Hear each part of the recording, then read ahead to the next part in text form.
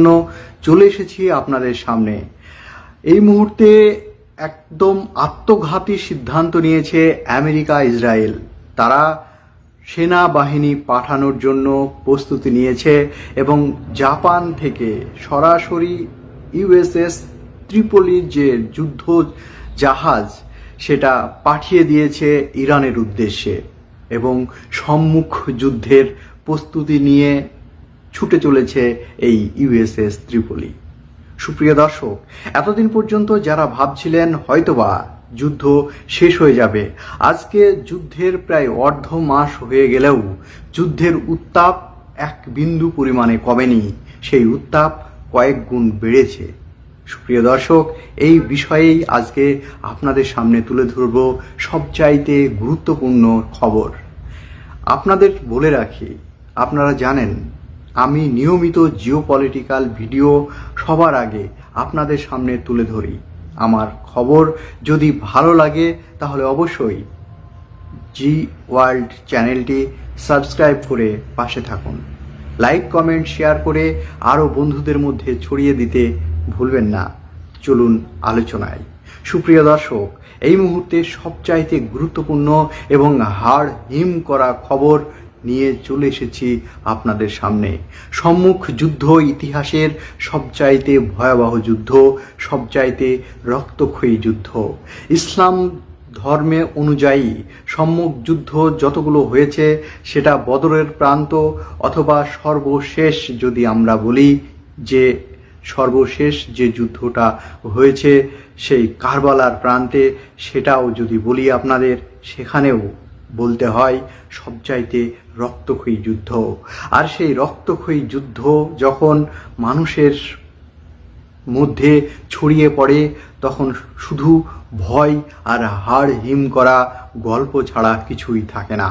আমরা দেখেছি কিভাবে বিগত দিনে যেখানে যে সম্মুখ যুদ্ধ ঘটেছে, বিশেষ করে ব্রিটিশ সাম্রাজ্য চলাকালীন যে সম্মুখ যুদ্ধগুলো ঘটেছে, সেখানে ভয়াবহ হাজার হাজার সাধারণ মানুষের, হাজার হাজার পদাতিক সেনা সেখানে নিহত হয়েছে। সেই নিহতর সংখ্যা গুণে শেষ করা যায়নি। এমনটাই পরিস্থিতির মধ্যে আমরা আবারও যেতে চলেছি। ইরান এবং ইসরায়েলের যে যুদ্ধ চলছে এই মুহূর্তে, সেই যুদ্ধ সম্মুখ যুদ্ধে পরিণত হয়েছে। সত্যিই যদি জাপানের যে ইউএসএস ত্রিপলি যে যুদ্ধ জাহাজ রয়েছে, সেটা এই মুহূর্তে 2500 নাবিক এবং 2500 পদাতিক সেনা নিয়ে প্রায় 5000 সেনা, এবং সেখানে আছে বিভিন্ন র্যাডার, আছে যুদ্ধ বিমান, ট্যাঙ্ক থেকে শুরু করে সমস্ত কিছু পদাতিক সেনাদের যুদ্ধ করার সরঞ্জাম নিয়ে ছুটে চলেছে এই ত্রিপলি যুদ্ধ। তবে আমরা যেটা অনুমান করছি, আপনারা জানেন বিগত দিনে যখন একটার পর একটা মিসাইল ছুড়ে তন্ন ছন্ন করে দিচ্ছে ইরান, তখন সম্মুখ যুদ্ধে গিয়ে কোনো না কোনো একটা বিশেষ জায়গা দখল করতে চাইছে। এই মুহূর্তে হরমুজ প্রণালী বন্ধ করে দিয়েছে ইরান, আর গোটা পৃথিবীতে তেলের হাহাকার পড়ে গেছে।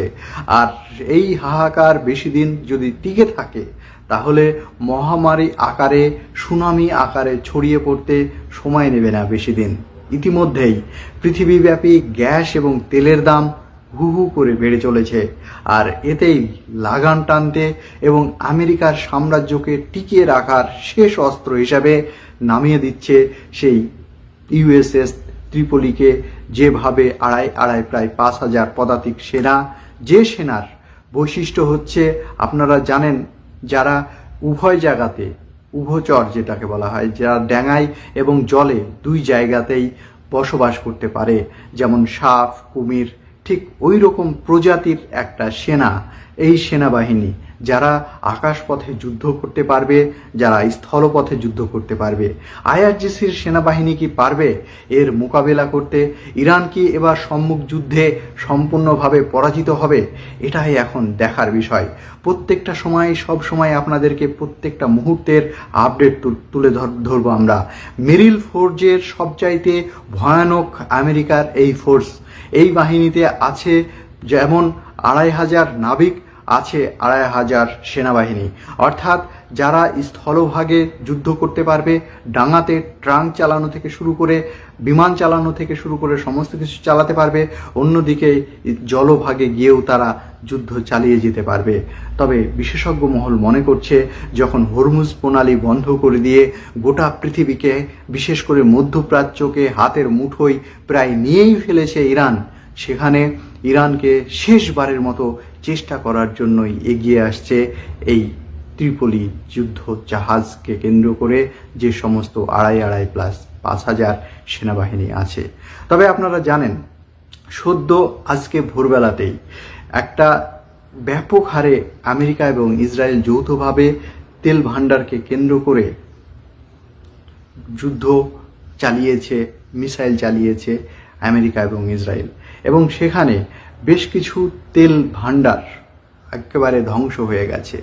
যে তেল ভান্ডারগুলো এই খার্গল্যান্ড আইসল্যান্ড, যেটা ছোট্ট একটা দ্বীপ, সেই দ্বীপ থেকেই ইরানের প্রায় 90% তেল গোটা পৃথিবীতে সরবরাহ করত।